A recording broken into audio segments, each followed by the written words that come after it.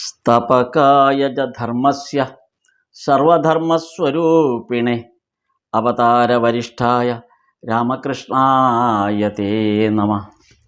ലജ്ജാപടാവൃതേ നിത്യം ശാരദേ ജ്ഞാനദായികേ പാപേഭ്യോ ന സദാ രക്ഷ കൃപാമയി നമോസ്തുതേ. നമഃ ശ്രീയതിരാജായ വിവേകാനന്ദസൂരയേ സച്ചിത് സുഖസ്വരൂപായ സ്വാമിനേ താപഹാരിണേ. ശ്രീരാമകൃഷ്ണ വചനാമൃതം വോള്യം 1 ഭാഗം 14. ഇന്ന് അധ്യായം 5, 6.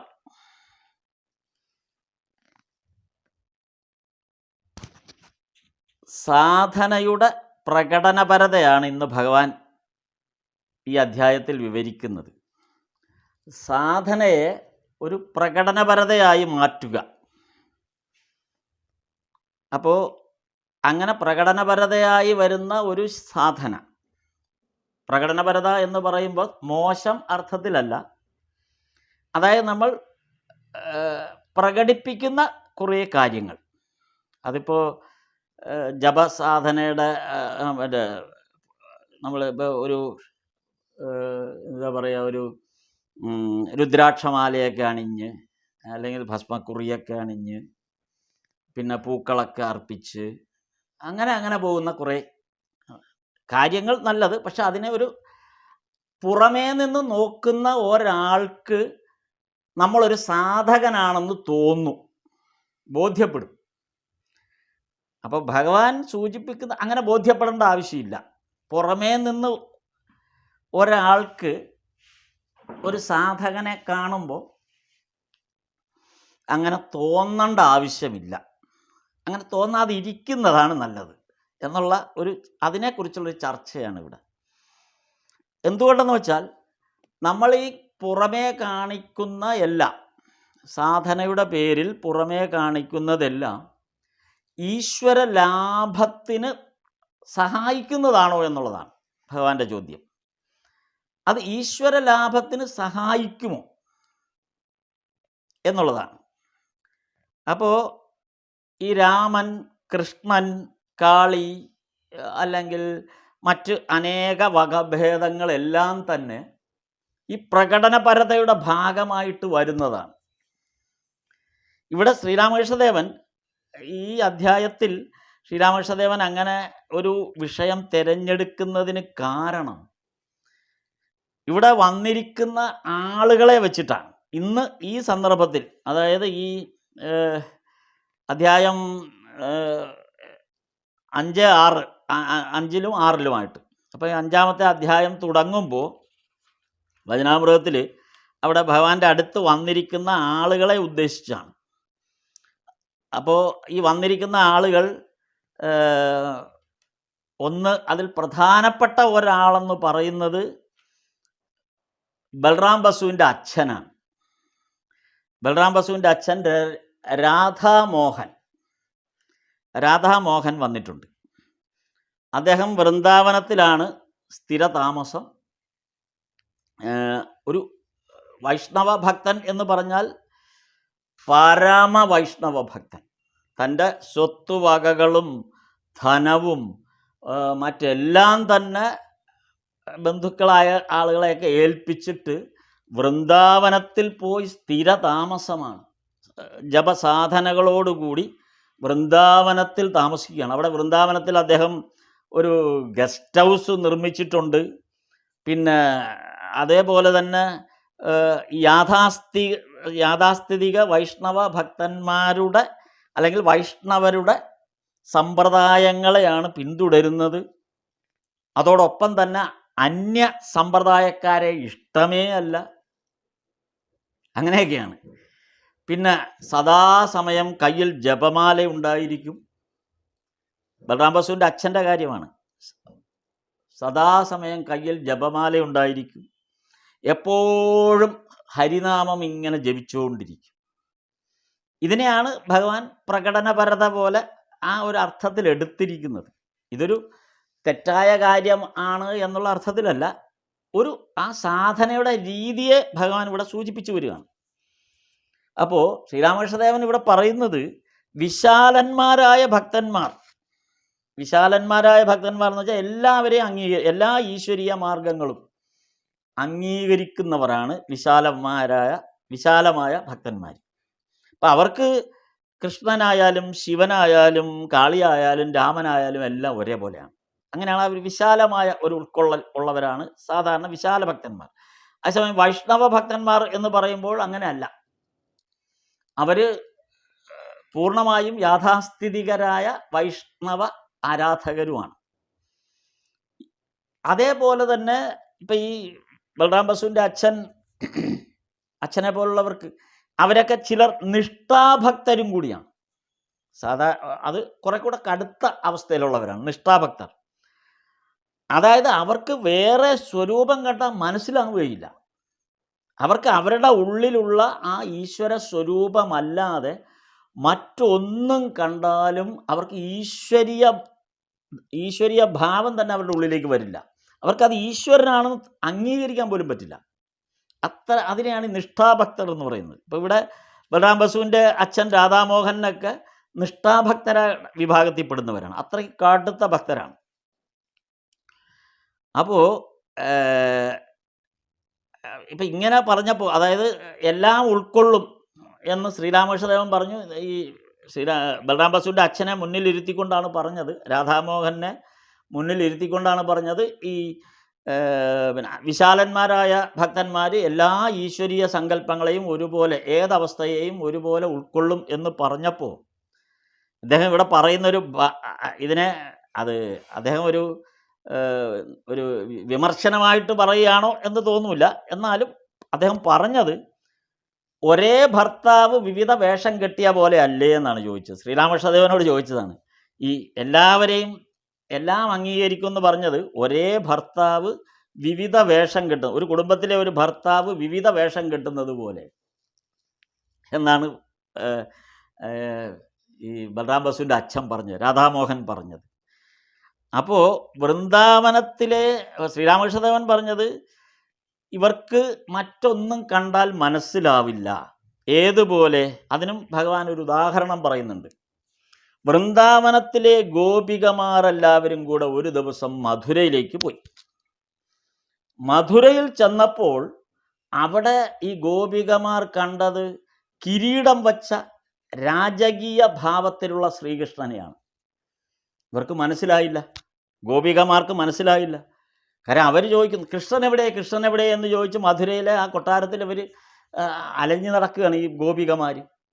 കൃഷ്ണൻ എവിടെ എന്നും പറഞ്ഞ് വളരെ കരഞ്ഞവർ അലയുകയാണ്.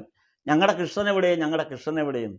അപ്പം അവരോട് പറഞ്ഞ അവരിത് അംഗീകരിക്കുകയില്ല. അയ്യോ, ഇത് ഞങ്ങളുടെ കൃഷ്ണനല്ല, ഞങ്ങളുടെ കൃഷ്ണൻ മയിൽപ്പീലി ചൂടിയ കൃഷ്ണനാണ്, കയ്യിൽ ഓടക്കുഴലുള്ള കൃഷ്ണനാണ്, ഞങ്ങളുടെ കൃഷ്ണൻ ഗോപാലനാണ്. അപ്പോൾ വൃന്ദാവനത്തിലെ കൃഷ്ണൻ്റെ ഒരു രൂപഭാവവും മധുരയിലെ രാജാവായ കൃഷ്ണനില്ല. അതുകൊണ്ട് ഗോപികമാർ അംഗീകരിക്കില്ല. ഒരിക്കൽ ഈ യുഗം മാറി, ത്രേതായുഗം മാറി ദ്വാപരയുഗത്തിൽ ഹനുമാൻ വരുന്നൊരു ഭാഗമുണ്ട്. അപ്പം ഹനുമാൻ ശ്രീകൃഷ്ണനെ കാണാനായിട്ട് മധുരാപുരിയിൽ വന്നപ്പോൾ വരുന്നു എന്നറിഞ്ഞിട്ട് ശ്രീകൃഷ്ണൻ രുക്മിണിയോട് പറയുന്ന ഒരു ഭാഗമുണ്ട്. എന്തെന്ന് വെച്ചാൽ ഹനുമാൻ കാണാൻ വരുന്നു, പക്ഷെ ശ്രീകൃഷ്ണ രൂപത്തിൽ ഇരുന്നാൽ ഹനുമാന് മനസ്സിലാവില്ല. കാര്യം ഹനുമാന്റെ മുന്നിൽ ശ്രീരാമൻ്റെ രൂപം മാത്രമേ ഉള്ളൂ. അതുകൊണ്ട് ശ്രീകൃഷ്ണൻ ഹനുമാൻ വന്നപ്പോൾ ഹനുമാനെ കാണാനായിട്ട് ശ്രീരാമരൂപം പൂണ്ടിരുന്നു എന്നാണ് പറയുന്നത്. ഇതാണ് ഈ നിഷ്ഠാഭക്തന്മാരുടെ ഒരു അവസ്ഥ. ഇതാണ്, അവർക്ക് ആ ഒരൊറ്റ രൂപമല്ലാതെ മറ്റൊന്നും അംഗീകരിക്കാൻ പറ്റില്ല. അപ്പം ഈ ഒരു വിഷയത്തെയാണ് ഇന്ന് നമ്മുടെ ഈ ഭാഗത്ത്, അതായത് 5-6 വചനാമൃതത്തിൽ ഈ 5-6 അധ്യായം ഭാഗം 14 5-6 അധ്യായത്തിൽ വിശദീകരിക്കുന്നത്. ഇതിൻ്റെ ഒരു വിശകലനമാണ് ഇവിടെ നടക്കുന്നത്. ഇത് സമയം ബംഗാളിലെ പ്രശസ്തമായ ദുർഗാപൂജ സമയത്താണിത്. അപ്പോൾ ഒക്ടോബർ മാസത്തിലാണ് 1883. അപ്പോൾ ഈ 5-ാം അധ്യായം തുടങ്ങുന്നത് അങ്ങനെ. അപ്പോൾ ആധാർലാൽ സെന്നിൻ്റെ വീട്ടിലാണ് ദുർഗാപൂജയ്ക്കുള്ള പന്തൽ ഒരുക്കിയിരിക്കുന്നത്. അപ്പോൾ ഈ ദുർഗാപൂജ സമയത്ത്, നവരാത്രി ദുർഗാപൂജ സമയത്ത് കൽക്കട്ടയിലെ തെരുവുകളിലും വീടുകളിലും പ്രധാന സങ്കേതങ്ങളിലെല്ലാം ആളുകൾ വലിയ പന്തലുകൾ ഒരുക്കും. അവിടെയൊക്കെ കാളി മാതാവിൻ്റെ വലിയ രൂപങ്ങൾ വെച്ചിട്ട് ആരാധന, അത് നമ്മൾ പലപ്പോഴും പല രീതിയിൽ കണ്ടിട്ടുള്ളതാണ്. അപ്പോൾ ആധാർലാൽ സെന്നിൻ്റെ വീട്ടിലും അത്തവണ കാളിപൂജ നടക്കുന്നുണ്ട്. പന്തലൊക്കെ ഒരുക്കി കാളിപൂജ നടക്കുന്നുണ്ട്. ഈ കാളിപൂജയ്ക്ക് എല്ലാവരെയും ക്ഷണിക്കും, ബന്ധുക്കളെ ക്ഷണിക്കും, സുഹൃത്തുക്കളെ ക്ഷണിക്കും, എല്ലാവരെയും ക്ഷണിക്കും. അപ്പോൾ ശ്രീരാമകൃഷ്ണദേവനെ ക്ഷണിച്ചിട്ടുണ്ട്. അപ്പോൾ ശ്രീരാമകൃഷ്ണദേവൻ അവിടെ ആ പന്തലിലേക്ക് വന്നിരിക്കുന്ന ഒരു ദിവസമാണ് ഈ സന്ദർഭം. ഈ ഒക്ടോബർ 10 തോന്നുന്നു, 10 മാസം 10 തീയതി. അപ്പോൾ അവിടേക്കാണ് ബൽറാം ബസുവിൻ്റെ അച്ഛനെയും വിളിച്ചത്. അപ്പോൾ അദ്ദേഹം വൃന്ദാവനത്തിൽ നിന്ന് കൽക്കട്ടയിൽ വന്നിരിക്കുകയാണ്. കാര്യം ഈ ദുർഗാപൂജ സമയമാകുമ്പോഴേക്കും കൽക്കട്ട നിവാസികളെല്ലാം, പ്രത്യേകിച്ച് ബംഗാളികളെല്ലാം അവരുടെ നാടുകളിലേക്ക് തിരിച്ചു വരും, അതുപോലെ വെളിയിലുള്ളവരൊക്കെ. അപ്പോൾ ബൽറാം ബസുവിൻ്റെ അച്ഛൻ വൃന്ദാവനത്തിൽ നിന്ന് ഈ നവരാത്രി ദിവസം ഇവിടെ വന്നിരിക്കുകയാണ്. അച്ഛൻ്റെ പേര് ഗുരുപ്രസാദ്. ബൽറാം ബസുവിൻ്റെ അച്ഛൻ്റെ അച്ഛനാണ് ഈ വൃന്ദാവനത്തിലെ യഥാർത്ഥത്തിൽ ഈ ബൽറാം ബസുവിൻ്റെ അച്ഛനേക്കാളും വലിയ ഭക്തനാണ് ബൽറാം ബസുവിൻ്റെ അച്ഛൻ്റെ അച്ഛൻ. അപ്പോൾ ഇവർ പരമ്പരാഗതമായി ശ്രീകൃഷ്ണ ഭക്തരാണ്, വൈഷ്ണവ ഭക്തരാണ്. അപ്പോൾ ബൽറാം ബസുവിൻ്റെ അച്ഛൻ്റെ അച്ഛനാണ് ഗുരുപ്രസാദ് ബസു. ഈ ഗുരുപ്രസാദ് ബസു വൃന്ദാവനത്തിൽ ഒരു ശ്രീകൃഷ്ണ ക്ഷേത്രം നിർമ്മിച്ചിട്ടുണ്ട്. ശ്യാമസുന്ദരൻ എന്നാണ് ആ ക്ഷേത്രത്തിലെ പ്രതിഷ്ഠയുടെ പേര്. ശ്യാമസുന്ദരൻ, ശ്രീകൃഷ്ണൻ. 10,000 രൂപ ചെലവ് ചെയ്താണ് അന്ന് ആ ക്ഷേത്രം വൃന്ദാവനത്തിൽ നിർമ്മിച്ചിരിക്കുന്നത്. ഓർക്കുക, നമ്മളെ ദക്ഷിണേശ്വരം ക്ഷേത്രത്തിൻ്റെ സ്ഥലത്തിൻ്റെ വില 50,000 രൂപയാണ്.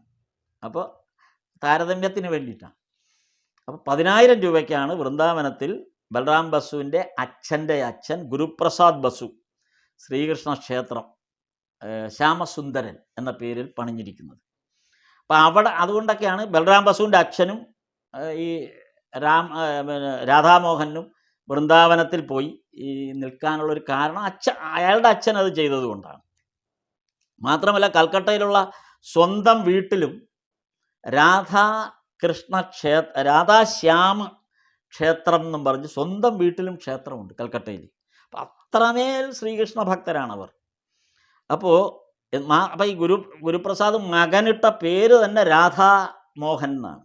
രാധയുടെ പേരിലാണ് വൃന്ദാവനത്തിൽ പോയിട്ടുള്ളവർക്ക് അറിയാം, രാധയാണ് അവിടെ പ്രധാനം.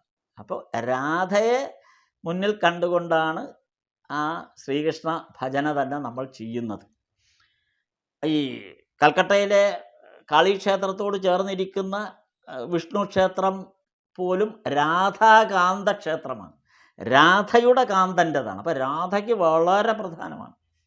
ആ തരത്തിലാണ് ഇവിടെ രാധാകാന്ത ക്ഷേത്രം, രാധാശ്യാമ ക്ഷേത്രം ഈ ബൽറാം ബസുവിൻ്റെ വീട്ടിലും നിർമ്മിക്കപ്പെട്ടിട്ടുള്ളത്. അപ്പോൾ ഇങ്ങനെ ഈ തരത്തിലുള്ള ഒരു ബാക്ക്ഗ്രൗണ്ടിൽ നിന്ന് വരുന്ന ആളാണ് ബൽറാം ബസുവിൻ്റെ അച്ഛനും ഒക്കെ. ഈ ബൽറാം ബസുവിൻ്റെ അച്ഛന് ഒറീസയിലും പലയിടത്തും വീടുണ്ട്. അപ്പോൾ അത് നമ്മൾ ബൽറാം ബസുവിൻ്റെ കഥയിൽ ഇതൊക്കെ മുൻപേ പറഞ്ഞിട്ടുള്ളതാണ്, അതുകൊണ്ട് അത് ആവർത്തിക്കുന്നില്ല. അപ്പം ഇങ്ങനെ വൃന്ദാവനത്തിലും പുരിയിലും ഒക്കെ അതിഥി മന്ദിരങ്ങളൊക്കെ നിർമ്മിച്ച് വലിയ ധനാഢ്യരായ ഒരു വിഭാഗം വൈഷ്ണവ ഭക്തരാണ്. അപ്പോൾ ഇവർ ഈ മാല ചാർത്തുക, ഗ്രന്ഥം വായിക്കുക, ഗാനാലാപനം ചെയ്യുക, ഇതൊക്കെയാണ് ഇവരുടെ പ്രധാന പരിപാടി. അതുകൊണ്ടാണ്, ഇങ്ങനെയുള്ള ആളുകളായതുകൊണ്ടാണ് ഭഗവാൻ ഈ ബൽറാം ബസുവിൻ്റെ അച്ഛനോട് ചോദിച്ചത്, നിങ്ങൾ ഈ കാണിക്കുന്നത് എല്ലാം ഈശ്വര ലാഭത്തിന് വേണ്ടി ആണോ? ഇതാണ് ഭഗവാൻ ചോദിച്ചത്. ഭഗവാൻ പറയുന്നത്, ഇവർക്കുള്ളൊരു കുഴപ്പം ഈശ്വര ലാഭത്തിന് വേണ്ടി ഇങ്ങനെയൊന്നും അല്ല ചെയ്യേണ്ടത്, വ്യാകുലത വേണം. ഈശ്വരനെ എനിക്ക് കാണണം എന്നുള്ള വ്യാകുലതയാണ് പ്രധാനം. വ്യാകുലത വരുമ്പോൾ പിന്നെ ബാക്കിയെല്ലാം ഇല്ലാതായിപ്പോകും. അതാണ് വ്യാകുലതയുടെ ഒരു പ്രത്യേകത. നമുക്ക് ഏതെങ്കിലും ഒരു മനസ്സിൽ എന്തെങ്കിലും ഒരു കാര്യം ആഴത്തിൽ കയറിപ്പോയി കഴിഞ്ഞാൽ പിന്നെ നമുക്ക് തന്നെ അറിയാം. പിന്നെ നമ്മൾ ഒരു കാര്യവും നമുക്ക് നേരെയാവില്ല. നേരെ ഭക്ഷണം കഴിക്കണം തോന്നൂല, നേരെ വസ്ത്രം ധരിക്കണം തോന്നൂല, ആളുകളോട് മിണ്ടണം എന്ന് തോന്നൂല. ഇതാണ് വ്യാകുലത. മനസ്സിൻ്റെ വ്യാകുലത എന്ന് പറയുന്നതിൻ്റെ അർത്ഥം ഇതാണ്. അത് ഈശ്വരനിലേക്ക് തിരിയുമ്പോൾ പിന്നെ ഇതൊന്നും ചെയ്യാൻ പറ്റില്ല. ഭക്ഷണം കഴിക്കണം തോന്നൂല, ഈ പറഞ്ഞ എല്ലാം, ഈ പ്രകടനങ്ങളെല്ലാം, പ്രകടനം എന്ന് പറയുമ്പോൾ ആ വാക്യാർത്ഥത്തിൽ എടുക്കരുത്, പുറമേ കാണുന്ന വിധത്തിൽ ചെയ്യുന്ന കാര്യങ്ങളൊന്നും പിന്നെ നമ്മിലുണ്ടാവില്ല. അതാണ് വ്യാകുലതയുടെ ഒരു പ്രത്യേകത. അപ്പോൾ ആ ഒരു വികാരം, ഈശ്വരനെ കാണുക എന്നുള്ളൊരു വികാരം മാത്രമേ അവിടെ ഉണ്ടാവുകയുള്ളൂ. വേറെ എല്ലാം നമ്മിൽ നിന്ന് മാറിപ്പോകും. അതുകൊണ്ടാണ് ഭഗവാൻ ആ ഒരു കാര്യത്തെ ഇവിടെ ഈ ബലറാം ബസുവിൻ്റെ അച്ഛനുമായിട്ട് തുടർന്ന് ചർച്ച ചെയ്യുന്നത് ഈ വിഷയത്തിൽ. അപ്പോൾ അതിന് ഭഗവാൻ ഇവർക്ക് ഈ ശ്രീകൃഷ്ണനല്ലാതെ വേറൊന്നും, ശ്രീകൃഷ്ണൻ എന്നുള്ള വാക്കല്ലാതെ, അല്ലെങ്കിൽ ആ ഒരു രൂപമല്ലാതെ, അല്ലെങ്കിൽ ആ ഒരു സങ്കല്പമല്ലാതെ മറ്റൊന്നും ഇവർ അംഗീകരിക്കില്ല. അപ്പം അതിനെക്കുറിച്ച് ഭഗവാൻ അതിൻ്റെ ഒരു കഥയിലൂടെ ഭഗവാൻ അവതരിപ്പിക്കുകയാണ് ചെയ്യുന്നത്. തൊട്ടടുത്ത് എന്താണ്, ഈ തൊട്ടിയിൽ നിറം കലർത്തി വച്ചിട്ട്, അതിൻ്റെ ആ ചേരുവകൾ കലർത്തി വച്ചിട്ട് തുണി ഡൈ ചെയ്തിട്ട് കളറിൽ മുക്കി വിൽപ്പന നടത്തുന്ന ഒരാളുടെ കഥയാണ് പറഞ്ഞത്. അപ്പോൾ ഈ ഡൈ ചെയ്യുന്ന ആ പാത്രത്തിൻ്റെ ഒരു പ്രത്യേകത എന്തെന്ന് വെച്ചാൽ, അതിൽ നോക്കിയാൽ നമ്മൾ ഈ കാണുന്ന വ്യത്യസ്ത നിറങ്ങളൊന്നും ആ തൊട്ടിയിൽ കാണില്ല. ഈ ചായം കലക്കിയ അതിൻ്റെ ബേസ് എന്ന് പറയും. ഈ ചായം കലക്കുന്നതിൻ്റെ ബേസ്, ആ ബേസ് എന്ന് പറഞ്ഞാൽ അത് ഏതാണ്ട് ഒരു ബ്രൗണിഷ് കളറിൽ ഇരിക്കുകയുള്ളൂ. അതിന് നിറമില്ല, കളർലെസ് ആണ്. പക്ഷേ അതിനകത്തേക്ക് നമ്മൾ ഓരോ വെള്ളത്തുണി മുക്കുമ്പോഴും അതിനകത്ത് ചില ഇൻഗ്രീഡിയൻസ് ചേർക്കുമ്പോൾ ഈ വെള്ളത്തുണിയുടെ നിറം പച്ചയാവും, ചുവപ്പാവും, മഞ്ഞയാവും, ഓറഞ്ചാവും, ഇങ്ങനെ പല പല നിറം മാറി മാറി വരും. അപ്പോൾ ഈ വരുന്നവർ ഓരോരുത്തരും ആവശ്യപ്പെടും, എനിക്ക് മഞ്ഞ നിറത്തിലുള്ള തുണി വേണം, അല്ലെങ്കിൽ ചുവന്ന നിറത്തിലുള്ള തുണി വേണം, അല്ലെങ്കിൽ നീല നിറത്തിലുള്ള തുണി വേണം എന്ന് പറയുമ്പോൾ ഇയാൾ ഈ ഒരേ തൊട്ടിയിൽ തന്നെയാണ് ഇൻഗ്രീഡിയൻസ് മാറി മാറി ചേർത്തിട്ട് മുക്കി ആളുകൾക്ക് കൊടുക്കുന്നത്. അപ്പോൾ വരുന്നവരുടെ ആവശ്യപ്രകാരം ഈ തൊട്ടിയിൽ നിന്ന് ഓരോ നിറത്തിലുള്ള തുണി കൊടുക്കും. അങ്ങനെ ഇരിക്കുമ്പോൾ ഒരാൾ വന്നിട്ട് പറഞ്ഞു, ആ തൊട്ടിയിൽ എന്ത് നിറമാണോ ഉള്ളത് അതെനിക്ക് തരൂ എന്ന് പറഞ്ഞു. അയാൾക്ക് പ്രത്യേകിച്ച് നിറമൊന്നും അയാൾ പറയുന്നില്ല. ആ തൊട്ടിയിലുള്ള നിറം എന്താണോ, എന്തായാലും എനിക്ക് കുഴപ്പമില്ല, അതെനിക്ക് വേണം, ഞാൻ സ്വീകരിക്കുന്നു. ഇതാണ് വിശാലമായ അർത്ഥത്തിൽ ഈശ്വരനെ ആരാധിക്കുന്നവരുടെ പ്രത്യേകത. അവർക്കത് ശിവരൂപമാണോ, ശ്രീകൃഷ്ണ രൂപമാണോ, കാളി രൂപമാണോ, അതൊന്നും അവർക്ക്, ചിലർക്ക് അത് സെലക്റ്റഡാണ്. കാളിയാണോ വിഷ്ണുവാണോ സെലക്റ്റഡാണ്, ഈ നിറം മാറി മാറി വാങ്ങിക്കുന്നവരെ പോലെ. ഈ വന്നവർക്ക്, ഈ അവസാനം വന്ന ആൾക്ക് അതൊന്നുമില്ല. അയാൾക്ക് എന്തായാലും കുഴപ്പമില്ല, അയാൾക്ക് തുണിയുടെ നിറമല്ല പ്രധാനം, തുണിയാണ് പ്രധാനം. അയാളെ സംബന്ധിച്ച് തുണിയുടെ നിറത്തിൻ്റെ വ്യത്യാസങ്ങളൊന്നും അയാളെ ബാധിക്കുന്നില്ല. അയാൾക്ക് ആവശ്യം എനിക്കൊരു തുണി തരൂ എന്ന് പറയുന്നത് പോലെയാണ്. അപ്പോൾ ഇതാണ് ഈ തുണി മുക്കുന്നവൻ്റെ ഒരു ഉദാഹരണമായിട്ട് ഭഗവാൻ. ഇതാണ് ഏത് രൂപമായാലും ഈശ്വര സാക്ഷാത്കാരം മാത്രമാണ് എനിക്ക് ലക്ഷ്യം. അത് ഏത് രൂപത്തിലാണെന്നൊന്നും എനിക്ക് അറിയേണ്ട കാര്യമില്ല എന്ന് അതാണ് ഒരു അപ്രോച്ചിനെ കുറിച്ച് ഭഗവാൻ ഇവരുമായിട്ട് സംവദിക്കുകയാണ്. ഇത് ബലറാം ബസുവിൻ്റെ അച്ഛനുമായിട്ടുള്ള സംവാദമാണിത്. അങ്ങനെയാണ് ഈ ഈശ്വര ഭക്തി എന്നുള്ള രൂപത്തിൽ ഭഗവാൻ പറയുന്നത് ഇവിടെ. അപ്പോൾ അതുകൂടാതെ ഭഗവാൻ ഏതാണ്, ഭഗവാന്റെ ഓരോ സംഭാഷണങ്ങളിലും അല്ലെങ്കിൽ ഓരോ ചർച്ചയിലും നമ്മൾ ഈ വചനാമൃതം നോക്കുമ്പോൾ ഒരു ഉദാഹരണം പറഞ്ഞിട്ട് ഭഗവാന് തന്നെ തോന്നും ഇത് ഇയാൾക്ക് അത്ര പിടി കിട്ടിക്കാണില്ല. അല്ലെങ്കിൽ ഈ ഇപ്പോൾ തുണിയുടെ ഉദാഹരണം പറഞ്ഞപ്പോൾ എത്ര പേർക്ക് പിടി കിട്ടിക്കാണും, അല്ലെങ്കിൽ ഇത് ഈ മുന്നിലിരിക്കുന്ന ഇവർക്കൊക്കെ പിടി കിട്ടിക്കാണുമോ, അതാ ഉദാഹരണം അത്രമാത്രം ക്ലാരിറ്റി ഉണ്ടായിരിക്കുമോ എന്നൊരു സംശയം നമുക്കും ഇപ്പം ഇത് വായിക്കുന്ന നമുക്കും തോന്നും. അതെന്താണ്, ആ തുണി മുക്കുന്നതിനെ കുറിച്ച് ആലോചിക്കുമ്പോൾ അതിനകത്തൊരു ക്ലാരിറ്റി പോരാ എന്ന് തോന്നും വായിക്കുന്നവർക്ക്. ഭഗവാൻ ഉടൻ തന്നെ ആ ക്ലാരിറ്റി വരുത്താൻ വേണ്ടി ഒരു കഥയും കൂടെ അങ്ങ് പറയും. എത്ര കൃത്യമായിട്ട് ഭഗവാൻ അടുത്ത കഥയും കൂടെ പറഞ്ഞു. എന്താണ് ആ കഥ? ഒരു മരത്തിൻ്റെ അവിടെ പോയി വരുന്ന ഓരോരുത്തരും പറഞ്ഞു അവിടെ ഒരു ജീവി ഇരിപ്പുണ്ട്. ആ ജീവിക്ക് ഒരാൾ പറഞ്ഞു മഞ്ഞ നിറം, ഒരാൾ പറഞ്ഞു ചുവന്ന നിറം, ഒരാൾ പറഞ്ഞു ഓറഞ്ച് നിറം, ഇങ്ങനെ പല പല നിറങ്ങൾ പറഞ്ഞു. അതൊരു ഓന്താണ്. ആ ഓന്തിനെ അവിടെ ആ മരത്തിൻ്റെ ചോട്ടിൽ പോയി കാണുന്ന ഓരോരുത്തരും അവർ ചെന്ന് നോക്കുമ്പോൾ കാണുന്ന നിറമാണ് വന്ന് പറയുന്നത് ആ ജീവിക്ക് അല്ലെങ്കിൽ ആ ഓന്തിന് ഇന്ന നിറമാണ്. അപ്പോൾ സ്ഥിരമായി ആ മരത്തിൻ്റെ ചോട്ടിൽ കിടക്കുന്ന ഒരാളുണ്ട്. അയാൾ പറഞ്ഞു ഇതിന് ഇങ്ങനെ വ്യത്യസ്ത നിറമൊന്നുമില്ല, അതൊരു ഓന്താണ്. ആ സ്ഥിരമായി ആ മരച്ചോട്ടിൽ കിടക്കുന്ന ആളിന് മാത്രമേ ഓന്തിൻ്റെ സ്വാഭാവികമായ നിറത്തെക്കുറിച്ച് ബോധ്യമുള്ളൂ. ഈശ്വരനോട് അടുത്തിരിക്കുന്ന, സദാസമയം അടുത്തിരിക്കുന്ന ഒരാൾക്ക് മാത്രമേ ഈശ്വരൻ്റെ സ്വാഭാവികമായ ആ രൂപഘടനയെക്കുറിച്ച് ബോധമുണ്ടാവുകയുള്ളൂ എന്ന് ഭഗവാൻ വേറൊരു ഓന്തിൻ്റെ ഉദാഹരണ കഥയിലൂടെ പറഞ്ഞു. ഈ രണ്ട് കഥകൾ കേൾക്കുമ്പോൾ ഭഗവാൻ പറയുന്നത് ഈശ്വരൻ നാനാരൂപം സ്വീകരിക്കുന്നു. ചിലപ്പോൾ സാകാരമായിരിക്കും, ചിലപ്പോൾ നിരാകാരവുമായിരിക്കും. അപ്പം വിവിധ രൂപങ്ങൾ സ്വീകരിക്കുന്നു. ഏത് രൂപമായാലും സാരമില്ല, ഒരു ഭക്തൻ അനുഭവിക്കേണ്ടത് ആ ഈശ്വരൻ എന്ന മാധുര്യമാണ്.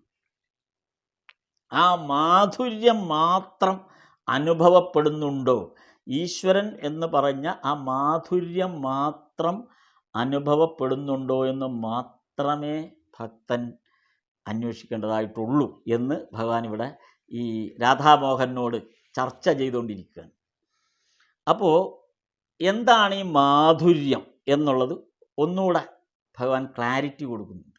അതാണ് ഇതിൻ്റെ ഓരോ ഭാഗത്തും ഭഗവാൻ ഒരു ചർച്ചയിൽ ഏർപ്പെടുമ്പോൾ അത് പറഞ്ഞ് വെറുതെ അങ്ങോട്ട് പോവുമല്ല. അതിൻ്റെ സ്റ്റെപ്പ് ബൈ സ്റ്റെപ്പായിട്ട് ആ കേൾക്കുന്ന ആളിന് ഒരു സംശയത്തിനും ഇടയില്ലാത്ത വിധം അത് കൃത്യമായിട്ടാണ് ഭഗവാൻ അത് പറഞ്ഞു കൊടുക്കുന്നത്. ഈ പറഞ്ഞു കൊടുക്കലിനെ നമുക്ക് മറ്റൊരു രീതിയിലും വേണമെങ്കിൽ കാണാം. എങ്ങനെ കാണാമെന്ന് വെച്ചാൽ, ഇത് പറഞ്ഞു കൊടുക്കുമ്പോൾ ഒരാളിത് എഴുതാൻ ഉദ്ദേശിക്കുന്നുണ്ട്. ഈ പറയുന്ന കാര്യങ്ങൾ ഭഗവാൻ ഈ ഇതിപ്പോൾ ചർച്ച ചെയ്യുന്നത് രാധാമോഹനോടാണ്. രാധാമോഹനോട് 1883 ചർച്ച ചെയ്യുന്നത്, ഒക്ടോബറിൽ. 2026 കുറേ പേര് ഇത് ചർച്ച ചെയ്യാൻ ഇരിക്കുന്നുണ്ട്, കേൾക്കുന്നുണ്ടെന്ന് ഭഗവാൻ അറിയാം. ഇനി 2050 ആയാലും 3000 ആയാലും ഇത് ചർച്ച ചെയ്യാൻ ഈ ഭൂമിയിൽ ആളുകൾ ഉണ്ടെങ്കിൽ, മനുഷ്യകുലമുണ്ടെങ്കിൽ ഇത് ചർച്ച ചെയ്യപ്പെടുന്ന ഭഗവാൻ അന്നേ അറിയാം. അപ്പോൾ അത് ആ രാധാമോഹന് വേണ്ടി മാത്രമല്ല, വരാൻ പോകുന്ന നൂറ്റാണ്ടുകൾ പിന്നിടുമ്പോഴും ഉണ്ടാകുന്ന മനുഷ്യർക്ക് വേണ്ടിയിട്ട് കൂടിയാണ് ഈ ഉദാഹരണങ്ങൾ ക്ലാരിറ്റിയോടുകൂടി പറയുന്നത്. ഭഗവാൻ പറയുന്ന ഈ ക്ലാരിറ്റി എന്ന് പറയുന്നത് നൂറ്റാണ്ടുകൾ പിന്നിടുമ്പോഴും ഈ ഉദാഹരണങ്ങൾ പിന്തള്ളപ്പെടരുത്, അതിൻ്റെ പ്രസക്തി നഷ്ടപ്പെടരുത്. അപ്പം അതുകൊണ്ട് ഭഗവാൻ എന്ത് ചെയ്യും, ചിലപ്പോൾ ഒന്നിലേറെ ഉദാഹരണങ്ങൾ ഒരു കാര്യത്തിൽ പറയും. ഇവിടെ തന്നെ തുണി ചായം മുക്കുന്നു എന്നുള്ള ഉദാഹരണം പറഞ്ഞു. ഇന്നത്തെ കാലത്ത് തുണി ചായം മുക്കി മേടിക്കുന്ന ഒരവസ്ഥയില്ല. ഈ കാലഘട്ടത്തിൽ ആർക്കും അങ്ങനെ ഒരു ചിന്തയില്ല. കാരണം ആരും തുണി ചായം മുക്കി മേടിക്കുന്ന ആളുകൾ ഇന്ന് നമ്മുടെ ഇപ്പം ജീവിച്ചിരിപ്പില്ല, അല്ലെങ്കിൽ അങ്ങനെ ഒരു ശീലമോ അറിവോ അങ്ങനെ കണ്ടിട്ട് പോലുമില്ല നമ്മളാരും. പക്ഷെ ഓന്ത് നമുക്കിപ്പോഴും ഉണ്ട്. അതാണ് ഭഗവാൻ ഒരു കഥ പറയുമ്പോൾ നൂറ്റാണ്ടുകൾക്ക് പിന്നിടുന്ന മനുഷ്യൻ്റെ വികാസത്തിനും അവൻ്റെ കാഴ്ചപ്പാടിനെയും ഇതിപ്പോൾ ഈ ഒരു തുണിമുക്കലും ഓന്തും മാത്രമല്ല, വചനാമൃതത്തിൽ ഉടനീളം ഭഗവാൻ ആവർത്തിച്ച് ഉദാഹരണ കഥകൾ പറയുമ്പോൾ, ഭഗവാന്റെ ആ ഓരോ കഥ പറയുമ്പോഴും ഈ കഥയ്ക്ക് കാലാതീതമായ അവസ്ഥ നിലനിൽക്കുന്നുണ്ടോ എന്ന് ഭഗവാൻ ചിന്തിച്ചാണ് ഓരോ കഥയും പറയുന്നത്. അപ്പം കാലാതിവർത്തിയായ ചില കാര്യങ്ങൾ കൂടെ ആ കഥയ്ക്കുള്ളിലേക്ക് ഉൾച്ചേർത്ത് വെക്കും. അതുകൊണ്ട് എന്ത് പറ്റും, നൂറ്റാണ്ടുകൾ പിന്നിട്ടാലും ഈ കഥ നമ്മൾ ആസ്വദിക്കും. അതാണ് ഭഗവാന്റെ ഒരു ഭഗവാന്റെ സംഭാഷണത്തിൻ്റെ ഏറ്റവും വലിയ പ്രത്യേകത അതാണ്. അത് ഒട്ടും ചോരാതെ മഹേന്ദ്രഗുപ്ത അത് മാസ്റ്റർ മഹാശയൻ അത് കൃത്യമായി അതിൻ്റെ ഒരക്ഷരം പോലും മാറാതെ, ഒരർത്ഥം പോലും മാറാതെ കൃത്യമായി അതുകൊണ്ടാണ് മാസ്റ്റർ മഹാശയനോട് ആളുകൾ ചോദിച്ചപ്പോൾ ഈ കഥകൾ ഇങ്ങനെ പലയിടത്ത് ആവർത്തിച്ച് പറയുന്നുണ്ടല്ലോ എന്ന്, ഈ കഥകൾ ഇങ്ങനെ ആവർത്തിച്ച് പറയുന്നുണ്ടല്ലോ എന്ന് ചോദിച്ചപ്പോൾ അതൊന്ന് എഡിറ്റ് ചെയ്തിരുന്നെങ്കിൽ ഏതെങ്കിലും ഒരു വശത്ത് ഒരു കഥ പറഞ്ഞാൽ പിന്നെ പറയണ്ടല്ലോ എന്ന് മാസ്റ്റർ മഹാശയനോട് ചോദിച്ചപ്പോൾ മാസ്റ്റർ മഹാശയൻ പറഞ്ഞാണ്, കഥ പറഞ്ഞ സമയം, കഥ പറയുമ്പോൾ ഇരുന്ന ആളുകൾ, കഥ പറഞ്ഞ സ്ഥലം ഇതിന് വ്യത്യസ്തമാണ്. ഈ ഉടനീളം ഒരേ കഥ വ്യത്യസ്ത സ്ഥലത്ത് വ്യത്യസ്ത ആളുകളോട് വ്യത്യസ്ത സമയത്താണ് പറഞ്ഞത്. അപ്പോൾ ഈ ഒരേ കഥ തന്നെ കേൾവിക്കാരുടെ മനസ്സിലുണ്ടാക്കുന്ന ഇമ്പാക്റ്റ് വ്യത്യസ്തമാണ്. ഇത് വായനക്കാരായ നമ്മൾ ഈ കഥ ഓരോ തവണ ആവർത്തിക്കുമ്പോഴും നമ്മിലുണ്ടാകുന്ന ഇമ്പാക്റ്റും വ്യത്യസ്തമാണ്. അതാണ് ഈ കഥ ശ്രീരാമകൃഷ്ണ വചനാമൃതത്തിൻ്റെ പ്രത്യേകത അത് തന്നെ. എന്തെല്ലാം പ്ലാനിങ് ആണ് ഭഗവാൻ. ഇതൊന്നും മാസ്റ്റർ മഹാശയൻ പ്ലാൻ ചെയ്തതല്ല. ഭഗവാൻ പറയുന്നതിൽ നിന്ന് ഒരു വള്ളി പുള്ളി പോലും വ്യത്യസ്തമായിട്ടോ അധികമായിട്ടോ കുറവായിട്ടോ ഇതിൽ ഒരിടത്തും ചേർക്കപ്പെട്ടിട്ടില്ല. അപ്പോൾ ഭഗവാൻ തന്നെ എത്രമാത്രം ഒരു എഡിറ്ററുടെ ബുദ്ധി കൂർമ്മതയോടുകൂടിയാണ് ഒരു മനുഷ്യകുലത്തിന് വേണ്ടി തൻ്റെ ആ വചനാമൃതം അവതരിപ്പിക്കുന്നത് എന്നുള്ളതിൻ്റെ ഏറ്റവും നല്ല ഉദാഹരണങ്ങളാണ് ഇവിടെ തന്നെ. 2 ഉദാഹരണങ്ങൾ വെച്ചപ്പോൾ ഒരു ഉദാഹരണം സ്റ്റെയിലാവുമെന്ന് ഭഗവാന് തന്നെ അറിയാം. അത് കൂടി വന്നാൽ ചിലപ്പോൾ ബംഗാൾ ആ 1800 കാലഘട്ടം കഴിയുമ്പോഴേക്കും അത് സ്റ്റെയിലാവും. അപ്പോൾ അത് ഇനി അത് നിലനിൽക്കില്ല. അപ്പോൾ ഭഗവാൻ എന്ത് ചെയ്തു? ഒരിക്കലും നഷ്ടപ്പെടാത്ത ഒരു കഥയും കൂടെ അതിലൂടെ ആഡ് ചെയ്തിട്ട് അതുകൂടെ അങ്ങ് പറഞ്ഞു. ഇതിങ്ങനെ ഇതിൽ ഉടനീളം നമ്മൾ മാർക്ക് ചെയ്ത് പോയാൽ നമുക്കിത് കാണാം. കാലഘട്ടത്തിനനുസരിച്ച് മാറാതിരിക്കാൻ കഥകളിൽ വരുത്തുന്ന മാറ്റങ്ങൾ നമുക്ക് കാണാം. അതുപോട്ടെ. അപ്പോൾ ഇതാണ് ഭഗവാൻ. അപ്പോൾ ഇനി അടുത്ത സ്റ്റെപ്പിലേക്ക് കയറുകയാണ്. കാര്യം മനസ്സിലായി. ഇപ്പോൾ നമുക്ക് ഇത്രയും മനസ്സിലായി. അപ്പം മാധുര്യമാണ് ഭഗവാനെ ഈശ്വരാരാധന എന്ന് പറയുന്നത്, ഈശ്വര സാക്ഷാത്കാരം എന്ന് പറയുന്നത് ഈശ്വരൻ ആകുന്ന അല്ലെങ്കിൽ ഈശ്വരീയ ഭാവമാകുന്ന അനുഭവമാകുന്ന മാധുര്യം നുകരുക.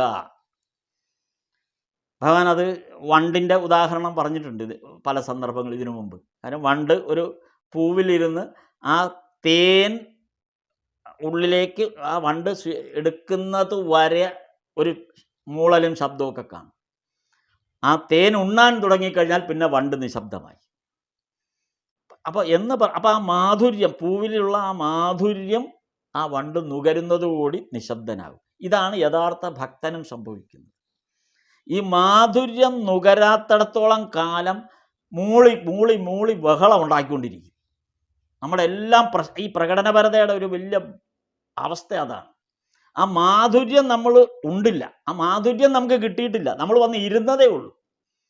ഇരുന്ന് ഈ കാണിക്കുന്ന മൂളലും ബഹളവും ചിറകടിയും ശബ്ദവും വട്ടമിട്ട് പറക്കലും ആകെ അതുണ്ട് കഴിഞ്ഞാൽ പിന്നെ പരിസരത്തിരിക്കുന്ന ആർക്കും അറിയാൻ പറ്റില്ല അങ്ങനെ ഒരു വണ്ട് ആ പൂവിൽ ഇരിപ്പുണ്ടോ എന്ന്. നിശബ്ദമായിരിക്കും. അതിനു മുമ്പുള്ള അവസ്ഥയാണ് നമ്മളിപ്പോൾ ഈ ലോകത്ത് ചുറ്റുപാടും ഭക്തിയുടെ പേരിൽ കാണുന്നതെല്ലാം ഈ വണ്ടുമൂളലാണ്. അവിടെ ആ മാധുര്യം നുകരുന്നതേ ഇല്ല എന്നുള്ളതാണ് യഥാർത്ഥത്തിൽ സംഭവിക്കുന്നത്. അപ്പോൾ ഇവിടെ ഭഗവാൻ ആ മാധുര്യത്തിൻ്റെ അടുത്ത ഘട്ടത്തിലേക്ക്, എന്താണ് മാധുര്യം, അത് എങ്ങനെ ഉൾക്കൊള്ളുന്നു എന്ന് ഭഗവാൻ അത് പറയുന്നു. അടുത്തത് എന്താണ് ഉള്ളത്? ഈശ്വരൻ എന്ന ഈ മാധുര്യം എന്ന് പറഞ്ഞത് ഈശ്വരൻ എന്ന സത്ത്. ആ സത്ത് നമ്മുടെ കയ്യിലുണ്ടാവണം, നമ്മുടെ ഉള്ളിലുണ്ടാവണം. കയ്യിലെന്ന് നമ്മുടെ ഉള്ളിൽ ഈശ്വരൻ എന്ന് പറയുന്ന സത്ത്, ആ തേൻ, ആ സത്ത് നമ്മുടെ ഉള്ളിലുണ്ടെങ്കിൽ മാത്രമേ നമുക്ക് ആ മാധുര്യം അനുഭവിക്കാം. തേനാണെങ്കിലും പാത്രത്തിലിരുന്നിട്ട് കാര്യമില്ലല്ലോ, അല്ലെങ്കിൽ ആ തേനീച്ചയുടെ കൂട്ടിനകത്തിരുന്നിട്ട് കാര്യമില്ല. അത് തേൻ നമ്മുടെ നാവിൻ തുമ്പിൽ എത്തിയാൽ മാത്രമേ അതിൻ്റെ മാധുര്യം നമുക്ക് അനുഭവപ്പെടുകയുള്ളൂ. ആ തേൻ നമ്മുടെ ഉള്ളിലേക്ക് ഇറങ്ങുമ്പോൾ മാത്രമേ നമ്മൾ ആ തേൻ കഴിച്ചു എന്നുള്ളതിൻ്റെ സുഖം നമ്മൾ അനുഭവിക്കുകയുള്ളൂ. അപ്പം സത്ത് നമ്മുടെ ഉള്ളിലുണ്ടാവണം. ഈ സത്ത് നമ്മുടെ ഉള്ളിൽ, ഈ തേൻ രുചിച്ച സത്ത് നമ്മുടെ നാവിൻ ഉണ്ട് എങ്കിൽ പുറമെ ആര് നോക്കിയാലും ഒന്നും കാണാൻ പറ്റില്ല. നമ്മളൊരു തേൻ നുണഞ്ഞിട്ടുണ്ട്, ഒരു മുട്ടായി നമ്മുടെ വായ്ക്കകത്തൊരു മുട്ടായി ഉണ്ട് എന്നുള്ളത് നമ്മുടെ മുഖത്ത് നമ്മളെ കാണുന്ന ആർക്കും മനസ്സിലാവില്ല. ആ മാധുര്യമുള്ള തേൻ നമ്മുടെ ഉള്ളിലേക്ക് ഇറങ്ങിയിട്ടുണ്ട് എന്നുള്ളത് പുറമേന്ന് നോക്കുന്ന ഒരാൾക്ക് മനസ്സിലാവുകയേയില്ല. അതാണ് പറയുന്നത്. സത്ത് എന്നത് നമുക്ക് മാത്രം അനുഭവിക്കുന്ന ഒരു സുഖമാണ്, ഒരു മധുരമാണ്. പുറമേ ഒരാൾക്കിത് അറിയാനേ പറ്റില്ല. ഇപ്പം ഈശ്വര സാക്ഷാത്കാരം അല്ലെങ്കിൽ ഈശ്വര ലാഭം എന്ന് പറയുന്നത് ഒരു വ്യക്തിഗതമായി അനുഭവിക്കുന്ന, സ്വയം അനുഭവിക്കുന്ന ഒരു മാധുര്യമാണ്, ഒരു അനുഭവമാണ്. അത് പുറമേ ഒരാൾക്ക് കാണാനേ പറ്റില്ല. അയാൾ അറിയുക പോലുമില്ല ഇയാൾ ഈശ്വര സാക്ഷാത്കാരം നേടി ആ ആനന്ദാനുഭൂതിയിൽ ഇരിക്കുകയാണെന്ന് പുറമേ ഒരാൾക്ക് നോക്കിയാൽ പോലും മനസ്സിലാവില്ല. എന്നാൽ ഈ സത്തിന് പകരം വളരെ വിപുലമായ അവസ്ഥ പലരും ഈശ്വരനെ ഉപാസിക്കുന്നത്. ഈ സത്ത് ആസ്വദിക്കുന്നതിന് പകരം ഈശ്വര സാക്ഷാത്കാരത്തിന് വേണ്ടിയുള്ള ശ്രമം എന്ന് പറയുന്ന വിപുലമായ സംവിധാനങ്ങളാണ്. അതിൽ തീർത്ഥാടനം പെടും. കഴുത്തിലൊക്കെ രുദ്രാക്ഷം അണിഞ്ഞ് വിഭൂതിയൊക്കെ അണിഞ്ഞ് കാവിയൊക്കെ ചുറ്റി ജഡധാരിയൊക്കെ ആയി കമണ്ടലു അത് ഇത് മണി പൂജ ബഹളം ഉറച്ച് നാമം ഇങ്ങനെ ഇത് ഉണ്ടായിരിക്കും. പിന്നെ കുറേ ആചാരങ്ങൾ, എണ്ണമറ്റ ആചാരങ്ങൾ, അത് രാപ്പകൽ ഇങ്ങനെ എണ്ണമറ്റ ആചാരങ്ങൾ നമ്മൾ അനുഭവിക്കും. കാണുന്നവർക്ക് മുഴുവൻ ഇതെന്താണ് എന്ന് ആശ്ചര്യം തോന്നും. ഇതൊക്കെ കാണുമ്പോൾ ഒരുപക്ഷെ ഇതേക്കുറിച്ച് ഒരു അറിവില്ലാത്ത ഒരാൾ ഇത് കാണുമ്പോൾ അയാൾക്ക് ആശ്ചര്യം തോന്നും. ഇതെന്തൊക്കെയാണ് ഈ കാണുന്നത്, ഇതെന്താണ്. അപ്പോൾ എന്ത് പറ്റും? അവിടെ വിമർശനങ്ങൾ കടന്നു വരും, അവിടെ എതിരഭിപ്രായങ്ങൾ കടന്നു വരും, അതിനകത്ത് പരസ്പരം വിഘടനവാദങ്ങൾ കടന്നു വരും. അങ്ങനെ ഒരുപാട് കുഴപ്പങ്ങളും അവിടെ ഉണ്ടാവും. അതൊക്കെ നമുക്ക് ഇവിടെ നമ്മുടെ ചുറ്റിലും അറിയാം. അതായത് ചിലർ വിമർശിക്കും, ചിലർ പറയും ഈ കാണുന്ന ആളെ ഇപ്പോൾ ഒരു ഭക്തനാണെന്ന് പ്രകടനത്തിൽ തന്നെ പ്രകടമായി കാണുമ്പോൾ തന്നെ ഒരു ഭക്തനാണെന്ന് തോന്നുന്ന ഒരാളെ കാണുമ്പോൾ ചിലർ പറയും ഇയാളൊരു ഭക്തനാണ്, ചിലപ്പോൾ പറയും അയാളെ വിമർശിക്കും. പിന്നെ ചിലർ പറയും ഇയാൾക്ക് ഭ്രാന്താണെന്ന് പറയും. ചുമ്മാ 24 മണിക്കൂർ ഇതും പറയും അയാൾക്ക് ഇങ്ങനെ പല സമൂഹത്തിൻ്റെ മുഴുവൻ അഭിപ്രായങ്ങൾ ഇങ്ങനെ മാറിക്കൊണ്ടേയിരിക്കും. ഇതെല്ലാം ഈ ഭക്തിയുടെ പേരിൽ ആ ഭക്തനെ നേരെ വരുന്ന വിവിധമായ വൈകാരിക ഭാവങ്ങളാണ്. അങ്ങനെ ലോകത്തിന് മുഴുവൻ ഒരു സംസാര വിഷയമായി മാറും. ഇതാണ് ഭക്തിയുടെ പ്രകടനപരതയുടെ ഒരു പ്രശ്നം. എന്നാൽ ഈശ്വരൻ എന്ന സത്ത് ഉള്ളിൽ വഹിച്ചാൽ ആർക്കും പിന്നെ ഒന്നും അറിയാൻ പറ്റില്ല, നിശബ്ദമായിരിക്കും, പിന്നെ ഒന്നും അറിയാൻ പറ്റില്ല. അങ്ങനെയായിരിക്കണം യഥാർത്ഥത്തിൽ പുറമേ എന്നുള്ള ആ കാഴ്ച കാണുന്ന ഒരാൾക്ക് അത് അങ്ങനെ ഒരു തോന്നലേ ഉണ്ടാവരുത്. പുറമെയുള്ള ആഡംബരങ്ങളൊന്നും പാടില്ല എന്ന്, അല്ലെങ്കിൽ വേണ്ട എന്ന് ഭഗവാൻ ഇത് ഈ ഓർക്കണം, രാധാമോഹനുമായിട്ടുള്ള ചർച്ചാ വിഷയമാണിത്. അങ്ങനെ രാധാമോഹനോട് കാര്യം അവരുടെ രീതി വെച്ചിട്ട് പറയുന്നതാണിത്. എന്നിട്ട് ഈ രാധാമോഹനോട് അപ്പോൾ ഇനി അടുത്ത കഥയിലേക്ക് വരികയാണ്. അപ്പോൾ രാധാമോഹനോട് പറഞ്ഞു ഉള്ളിൽ സത്ത് മാത്രം വഹിച്ച് ആ സത്തിൻ്റെ മാധുര്യം മാത്രം വഹിച്ചാൽ മതി, പുറമെ ആരും അറിയരുത്, ആർക്കും മനസ്സിലാകരുത്. അങ്ങനെ മനസ്സിലാകാതിരിക്കുമ്പോൾ മാത്രമേ നിങ്ങൾക്ക് സ്വസ്ഥതയുണ്ടാവുകയുള്ളൂ എന്ന് രാധാമോഹനെ ഉപദേശിക്കുകയാണ്. അപ്പോൾ രാധാമോഹന് സംശയമായി, നമുക്കും സംശയം. ഇത് കേൾക്കുന്ന നമുക്ക് വായിക്കുന്ന 2026 വായിക്കുന്ന നമുക്ക് സംശയം വന്നു, ഇതെങ്ങനെയാണ് ഈ സത്തുള്ളിൽ വഹിക്കുക? അപ്പോൾ ഭഗവാൻ അതിനൊരു കഥ പറഞ്ഞു, അതിമനോഹരമായ കഥ. ഭഗവാൻ പറഞ്ഞ ആ കഥയുടെ സാമ്പത്തിക കണക്ക് നമുക്കിപ്പോൾ 2026 ഘടനയിൽ ഒന്ന് മാറ്റി ചിന്തിക്കാമെന്ന് മാത്രം. ഭഗവാൻ പറഞ്ഞ കണക്ക് വേറെ, ഇപ്പം നമ്മൾ പറയുക, ഞാൻ ആ കണക്കൊന്ന് മാറ്റി പറയുന്നു, കാര്യം ഇപ്പോഴത്തെ സാഹചര്യം വെച്ചുള്ള കണക്ക് പറയുന്നത് മാത്രം.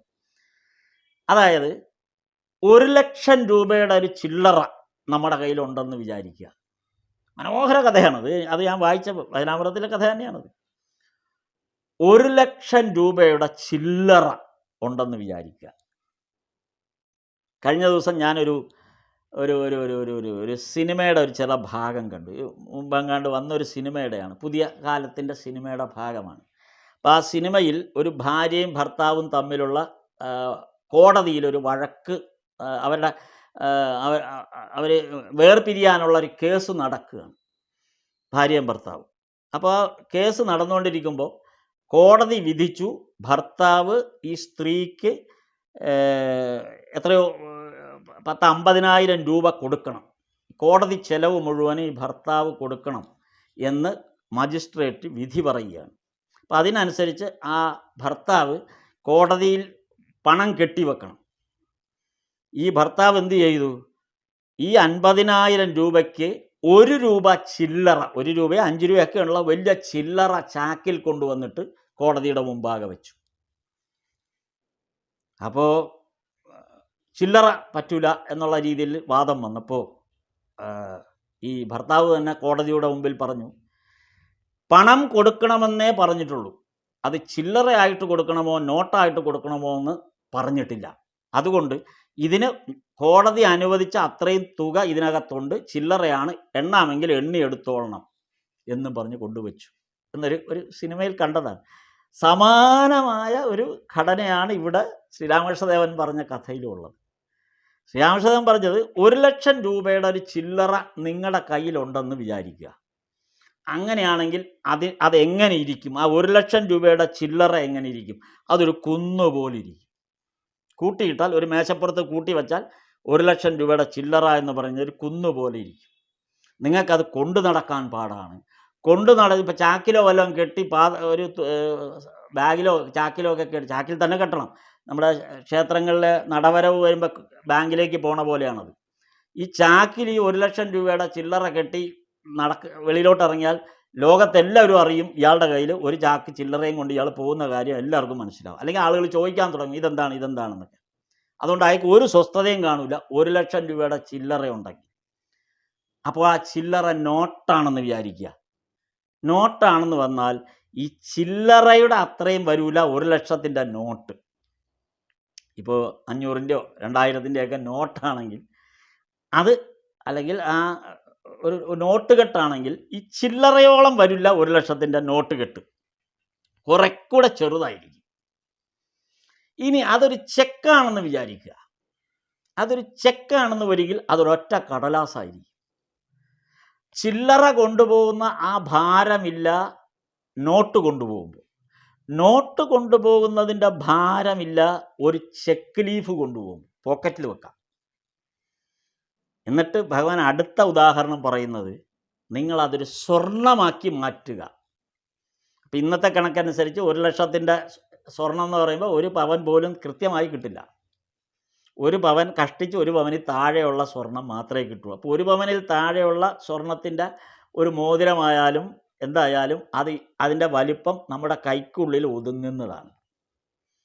നോക്കണം, 1,00,000-ൻ്റെ ചില്ലറയുടെ വലുപ്പത്തിൽ നിന്ന് അതേ എമൗണ്ട് പല ഘടന മാറി മാറി വന്നപ്പോൾ ഇപ്പോൾ ഒരു സ്വർണമായപ്പോൾ അതൊരു കൈക്കുള്ളിൽ ഒതുങ്ങുന്ന വസ്തുവായി മാറി.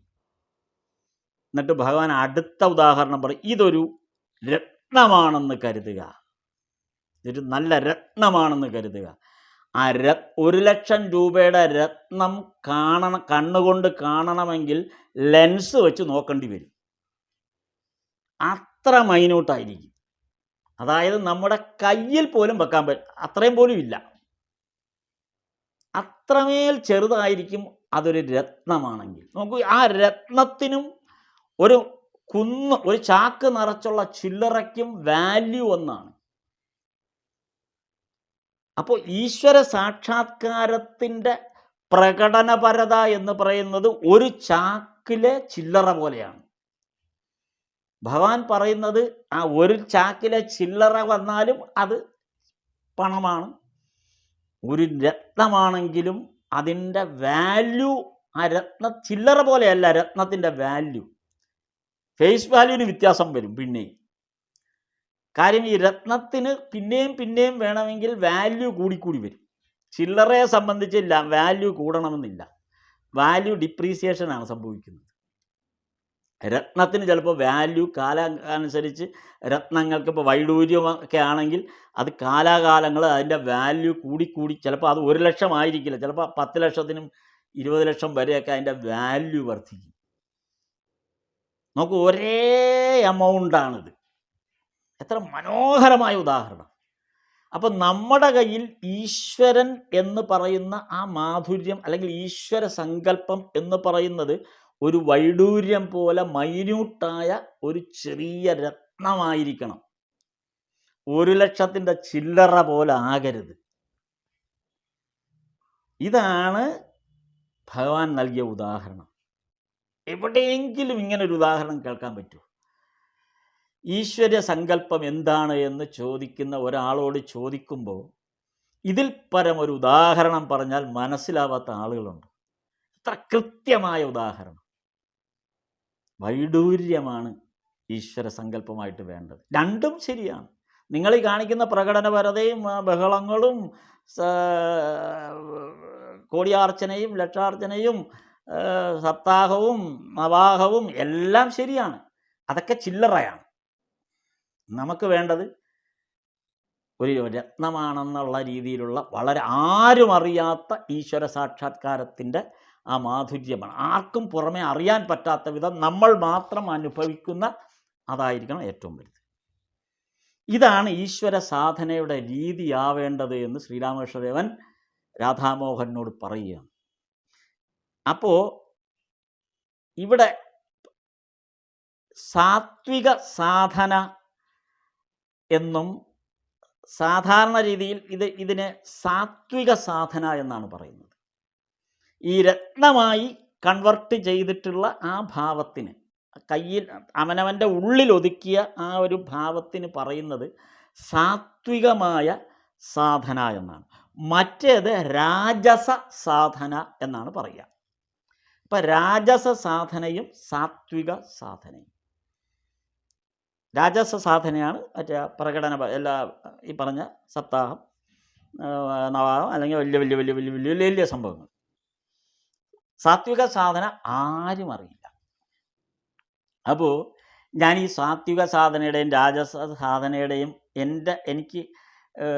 എനിക്ക് ആദ്യം മനസ്സിലാകാതെ പോയതും പിന്നീട് ഇത് വായിച്ച ശേഷം മനസ്സിലായതുമായ ഒരു സന്ദർഭം കൂടെ ഞാനിവിടെ വിവരിക്കാം. അതൊരു രസകരമായതാണ്. ഒരു ദിവസം നമ്മുടെ ശ്രീരാമകൃഷ്ണാശ്രമത്തിൽ, തിരുവല്ലയിൽ ശ്രീരാമകൃഷ്ണാശ്രമത്തിൽ ഗോലോകാൻ സ്വാമി ഉണ്ടായിരുന്ന കാലത്ത് ഗോലോകാൻ സ്വാമി എപ്പോഴും കൊതുവലയ്ക്കകത്തിരുന്നാണ് ധ്യാനിക്കുന്നത്. മുറിയിൽ കൊതുവല ഇട്ടിട്ട് കൊതുവലയ്ക്കകത്തിരുന്നാണ് ധ്യാനിക്കുന്നത്. അപ്പോൾ ഞാൻ വിചാരിച്ചു സ്വാമി ഈ കിടന്ന കട്ടിലിൽ തന്നെ കൊതുവലയ്ക്കകത്തിരുന്ന്, ആശ്രമത്തിലാണെങ്കിൽ തിരുവല്ല ആശ്രമം വളരെ ശാന്തഗംഭീരമായ, വളരെ വളരെ വലിയ ആൾത്തിരക്കൊന്നും ഇല്ലാത്ത ശാന്തഗംഭീരമാണ്. അപ്പം അങ്ങനെയുള്ള സ്ഥിതിക്ക് അത് വേണമെങ്കിൽ അവിടെ ഷ്രൈൻ്റെ മുമ്പിൽ പോയിരുന്ന് ധ്യാനിക്കാം, അല്ലെങ്കിൽ എന്തെല്ലാം. ഗോലോകാൻ സ്വാമി എന്താ ഈ കൊതുവലയ്ക്കകത്തിരുന്ന് ധ്യാനിക്കുന്നത് എന്നിങ്ങനെ ഇത് വന്നു. അപ്പോൾ അത് ഇപ്പോൾ ഈ ഭാഗം വായിച്ചപ്പോഴാണ് ശ്രീരാമകൃഷ്ണദേവൻ പറഞ്ഞ ഒരു ഉദാഹരണമാണ് ഈ കൊതുവലയ്ക്കകത്തിരുന്ന് പറയുന്നത്. ഈ അധ്യായത്തിൽ തന്നെ, ഈ 6-ാം അധ്യായത്തിൻ്റെ അവസാന ഭാഗത്തുമ്പോൾ പറയുന്നുണ്ട്, സാധകന്മാർ പലതരമുണ്ട്. സാത്വിക സാധന രഹസ്യമായിട്ടാണ് സാധകന്മാർ, ഈ സാത്വിക സാധന നടത്തുന്നവർ രഹസ്യമായിട്ടാണ്. കണ്ടാൽ സാധാരണ ആളുകളെ പോലെ തോന്നും എന്നാൽ അവർ രഹസ്യമായിട്ടാണ് ചെയ്യുന്നത്. അവർ കൊതുവലയ്ക്കുള്ളിലിരുന്ന് ധ്യാനിക്കുന്നു. ശ്രീരാമകൃഷ്ണദേവൻ ഇവിടെ പറഞ്ഞതാണ്. അപ്പോൾ ഞാനിത് പിന്നെ വായിച്ചപ്പോഴാണ് ഇത് വായിച്ചപ്പോൾ ഇതിന് മുമ്പേ പറഞ്ഞ ഈ സാത്വിക രാജസ സാധനയുടെ ഭാഗം മുഴുവൻ വായിച്ചപ്പോഴാണ് അയ്യോ, ഗോലോകാൻ സ്വാമി കൊതുവലയ്ക്കകത്തിരുന്ന് ഇങ്ങനെ ധ്യാനിക്കുന്നു എന്ന് പറഞ്ഞപ്പോൾ അതെൻ്റെ ഉള്ളിൽ ആ ചിത്രം കൃത്യമായി തെളിഞ്ഞു വന്നു. അപ്പോൾ ആലോചിച്ചു നോക്കുമ്പോൾ അവർ മഹാസന്യാസി വൈദ്യം, ആ ഭഗവാന്റെ ഓരോ വാക്കും അവർ എത്ര കൃത്യമായിട്ടാണ് ഭഗവാന്റെ ഓരോ വാക്കും അവരുടെ ജീവിതത്തിൻ്റെ ചര്യയായി എടുക്കുന്നത്. ഇപ്പം കൊതുവലയ്ക്കകത്തിരുന്ന് വേറെ ആരും, അതായത് ലോകത്താരും അറിയുന്നില്ല അവർ ധ്യാനിക്കുകയാണെന്ന്. കാര്യം ഞാൻ തന്നെ ഗോലോകാൻ സ്വാമിയെ കണ്ടപ്പോഴൊക്കെ വിചാരിച്ചു സ്വാമി ഇങ്ങനെ എന്താണ് ഈ കൊതുവലയ്ക്കകത്ത് മൂടിയിരിക്കുന്നതെന്ന് വിചാരിച്ച് ശല്യപ്പെടുത്താതെ അങ്ങ് പോയി. അപ്പോൾ നമ്മുടെ ധാരണ എന്താണ്? വലിയ ഷ്രൈൻ്റെ മുമ്പിലിരുന്ന് വലിയ പൂജാ വിളക്കുകളൊക്കെ കൊളുത്തി ആകെ വലിയ അലങ്കാരഭൂഷിതമായ ഭഗവാന്റെ ആ വലിയ ചിത്രത്തിന് മുന്നിലിരുന്ന് അങ്ങനെ ധ്യാനിക്കുന്നു. അതല്ല യഥാർത്ഥത്തിൽ ഈ സാത്വിക ഭക്തിയുടെ ലക്ഷണം എന്ന് പറയുന്നത് കൊതുവലയ്ക്കകത്തിരുന്ന് ധ്യാനിക്കുന്ന പോലെയാണ് എന്ന്. അതായത് ബാഹ്യ ആഡംബരങ്ങൾ ഒഴിവാക്കുന്നു.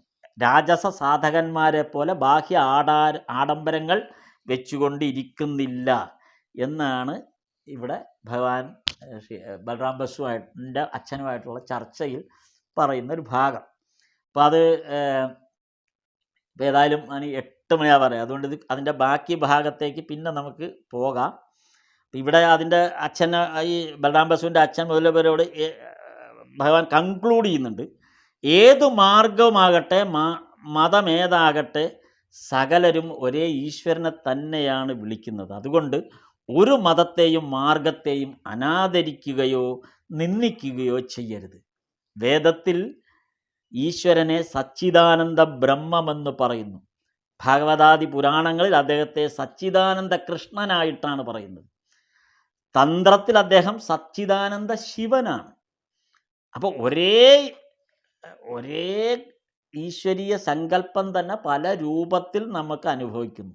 എല്ലാം ഒരേ സച്ചിദാനന്ദം. അപ്പോൾ ആ സച്ചിദാനന്ദത്തിൻ്റെ മാധുര്യം ഉള്ളിൽ നുകരുന്ന ഒരു സാഹചര്യത്തിലേക്ക് നമ്മൾ എത്രമാത്രമാണ് ചെല്ലുന്നത് എന്നതിൻ്റെ അടിസ്ഥാനമാണ് ഈശ്വര സാക്ഷാത്കാരത്തിൻ്റെ യഥാർത്ഥ ഭാവം എന്ന് പറഞ്ഞുകൊണ്ടാണ് ഭഗവാൻ ഈ ഭാഗം ഇവിടെ അവസാനിപ്പിക്കുന്നത്. സ്ഥാപകായ ച ധർമ്മസ്യ സർവധർമ്മസ്വരൂപിണേ അവതാരവരിഷ്ഠായ രാമകൃഷ്ണായ തേ നമഃ.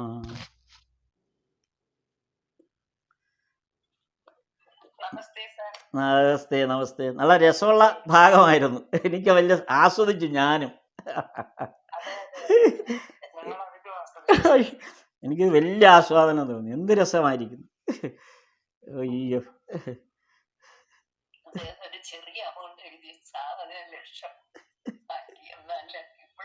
അതെ അതെ, അതിനകത്ത് 1000 രൂപ താഴെയുള്ള ഏത് കണക്കാ പറയുന്നത്.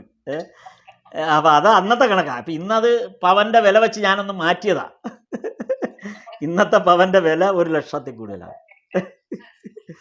അയ്യോ അയ്യോ. അപ്പം ആലോചിച്ചു, ഇത്രയും വർഷം കഴിയുമ്പോഴത് ഉപയോഗിക്കപ്പെടാൻ പാകത്തിനാണ് ആ ഉദാഹരണം നിൽക്കുന്നത്. പുരാണങ്ങളിലെ ഉദാഹരണം അല്ലെങ്കിൽ അത്തരമൊരു ഔട്ട്ഡേറ്റഡ് ആകുന്നില്ല, കണ്ടംപററിയാണ്. 1883 പറയുന്ന ഉദാഹരണം 2026 കണ്ടംപററിയാണ്. ഇനി എത്ര പറഞ്ഞാലും കണ്ടംപററിയാണത്. അതെ അതെ അതെ. ഇത് അത് 83 ഉദാഹരണവും 1883 ഉദാഹരണവും പറയുന്നുണ്ട്, ആധുനിക കാലത്തിന്റെ ഉദാഹരണം രണ്ടും ചേർത്താ പറയുന്നത്. അല്ല, അപ്പൊ തുണി മുക്കുന്ന കാര്യം എന്തോ അത് ഞാൻ ബംഗാളിൽ പോയി ആ പണി പഠിച്ചത് കൊണ്ട് എനിക്കത് പെട്ടെന്ന് മനസ്സിലായി. ഞാൻ ആ ജോലി ചെയ്തിട്ടുണ്ട്, ചായ മുക്കണ പണി.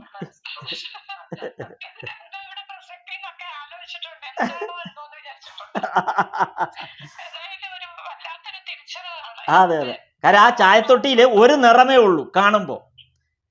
അതിനകത്ത് നമ്മൾ ചില ഇൻഗ്രീഡിയൻസ് ചേർക്കുന്നുണ്ട്. ആ ഒരേ തൊട്ടിയിൽ നിന്നാണ് വിവിധ കളർ ഉണ്ടാക്കി എടുക്കുന്നത്. തൊട്ടി ഒറ്റ തൊട്ടിയാ. അതാണ് അതിൻ്റെ. അത് ഞാൻ കൽക്കട്ട ശാന്തിനികേതനിൽ ഞങ്ങൾ ഇത് വർക്ക് ചെയ്യുന്നുണ്ട്. ഇത് ഈ ഷോൾ ഉണ്ടാക്കാനൊക്കെ ഇതാണ് ഉപയോഗിക്കുന്നത്, ഈ പരിപാടിയാണ് കളർ. അതുകൊണ്ട് അത് ഞാൻ ചെയ്ത പ്രവൃത്തിയാകുമ്പോൾ എനിക്ക് നന്നായിട്ട് മനസ്സിലായി.